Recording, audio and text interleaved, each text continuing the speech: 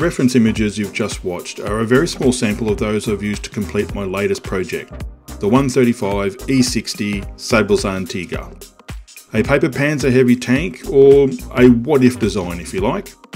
There certainly is no way that I could build and weather such a period-accurate representation of this vehicle if it wasn't for me utilising excellent reference materials. We live in a golden age for scale modelling. Not only do we have access to some simply amazing products, but we have, thanks to the internet, access to some wonderful reference material. That material is not simply restricted to magazine subscriptions, books, or a 10-minute search on Google.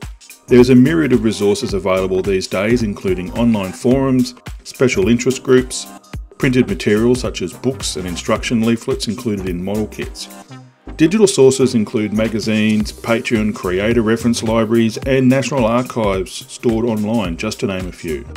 Sometimes the volume of material can be overwhelming, and it's important to scale modelers who are striving to build kits that are accurate to history that we know how to find and sift through the available material. So firstly, let's look at why reference material is important to begin with. To build accurate models, we need a game plan of what we want to achieve even before we cut the first piece from a sprue. Construction is all about placing the right piece in the right place, and even if you're building a straightforward, out-of-the-box build, you need to know how to paint and weather it. If you want to add additional items such as stowage, infantry riders, anti-aircraft machine gun, or pose a vehicle in a service situation, knowing how crews did all of that, well, it's kind of important. Then again, you might be doing an aircraft, and to spray accurate paint schemes or apply decals for a specific pilot and his aircraft, how would you do that without having reference material? If you're weathering an armoured fighting vehicle, what does the top look like? Here's a perfect example of a reference I used to see hatches and top plates on a King Tiger, to understand how the crew are chipping paint, how they dirty surfaces, etc. These are really important elements in any plan. And finally, if you're going to enter your model into a competition, you better have valid references or you're likely to lose judging points and not be able to do justice to all of the hard work that you've done. So where can you find great references? Well, I've essentially listed the major sources already, but let's have a closer look at a few that everyone can find that will take your knowledge on your favourite models to the next level. Magazines and books. So there are many out there that have been outstanding sources for decades, from publications by Signal to the specialty Panzerwrecks series. These publications offer not only images of the vehicles, but you can see them in context. You can also find some fascinating images of soldiers doing real-life things, other than simply being engaged in combat. Things like dealing with bugs and flies. Publications of special projects also often contain some brilliant reference material. Superking by David Parker is his journey through building his 1/16 scale King Tiger. It's literally packed with some of the best reference images of inside and outside Tigers that I've ever seen. Likewise, MiG Productions have released a series of visual modelers guides like this King Tiger book. These publications truly are invaluable to scale modelers, and they are almost as good as primary sources.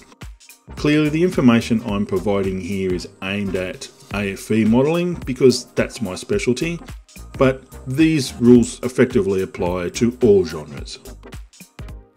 Of course, online sources can be of tremendous help too.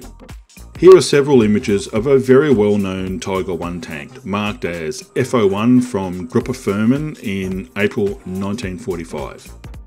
In planning a build of this specific Tiger 1, I needed as many images as I could find in order to make decisions on how to do it through a 48-hour build.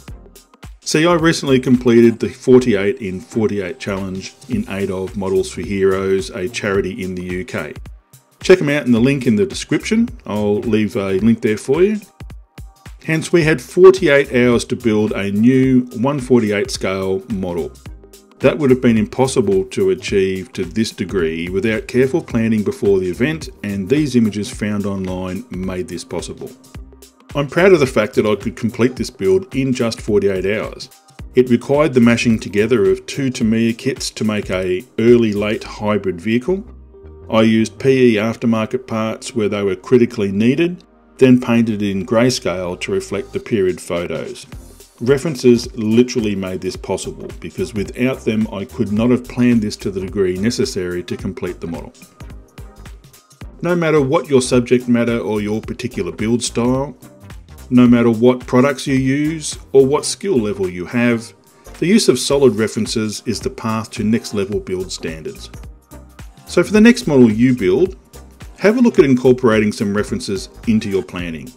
They just might surprise you with some new ideas on how to complete your models. Until next time, keep building models, support your local vendors, and share your work within your modelling community, as it truly does help to inspire other modelers.